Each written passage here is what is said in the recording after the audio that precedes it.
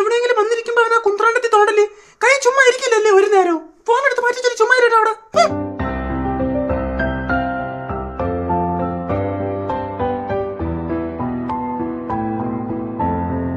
നിന്റെ അടുത്താണ് കുന്ത്രാണ്ട് എടുക്കാൻ പറഞ്ഞു. അടിച്ചു പൊട്ടിക്കാൻ പോലില്ലല്ലോ അതിനോടഞ്ഞ് പറഞ്ഞ കേട്ടോ.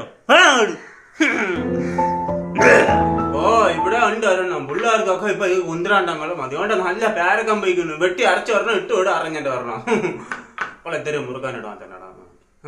ഒരു ഫാമിലി ഫംഗ്ഷനിൽ ഇതാണ് പല ബോയ്സിന്റെയും അവസ്ഥ. ഇനി എന്തെങ്കിലും ഒരു ജോലി ചെയ്യാമെന്ന് വെച്ചാലോ? മക്കളേടാ, നീ ഇതൊന്നും ചെയ്യണ്ട. മാവൻ വന്നിട്ട് ഇതൊക്കെ ചെയ്തോളൂ. അത് കുഴപ്പമില്ല ആന്റി. കുഴപ്പമില്ലെന്ന് നീ പറയണ്ട, നീ ചെയ്യണ്ട. നീ അവിടെ എങ്ങനെ ഇരിക്കി പറഞ്ഞേട്ടാ. ഇനി ഏതെങ്കിലും കുട്ടികളെ കൂടെ കളിക്കാമെന്ന് വെച്ചാലോ?